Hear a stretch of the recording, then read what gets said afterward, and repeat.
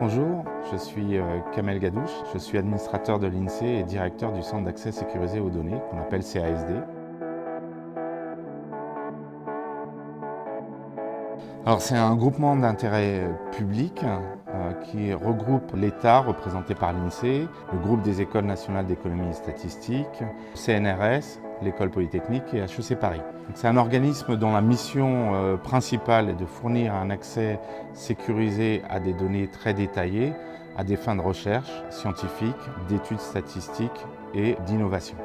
À l'origine, il y a une dizaine d'années, d'un côté l'INSEE, les ministères, les établissements de santé ont énormément de données détaillées. De l'autre côté, les chercheurs souhaitaient très fortement avoir accès à ces données pour leurs travaux. Alors évidemment, la problématique était comment ouvrir un accès à ces données sans compromettre la protection des données. C'est de là qu'est né le projet, c'était de pouvoir créer un dispositif qui puisse apporter toutes les garanties en termes de protection des données, de sécurité, pour que cet accès puisse se faire.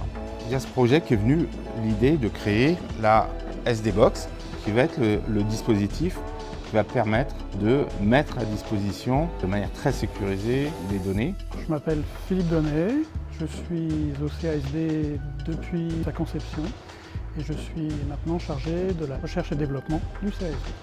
Initialement, le défi qui nous a été présenté était comment permettre aux chercheurs de travailler sur les données dont ils ont besoin pour leurs travaux de recherche sans compromettre la sécurité de ces données. Produire la SD Box, c'est un véritable défi. Nous travaillons sur des petites séries, mais nous souhaitons avoir une qualité industrielle.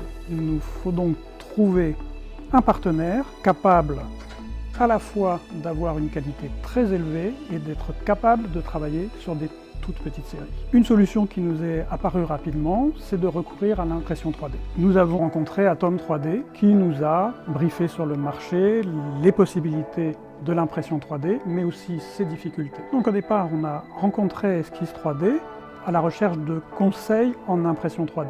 Grâce à nos échanges et à l'expertise d'Esquisse 3D, nous avons pu recourir ensemble à des technologies plus adaptées à nos besoins initiaux.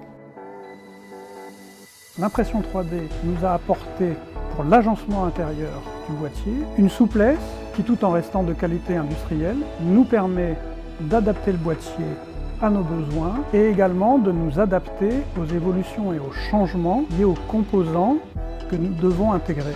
Notre prochain challenge, accompagné par Esquisse 3D, va être de répondre à une demande croissante tout en conservant nos exigences de qualité, de fiabilité et de durabilité.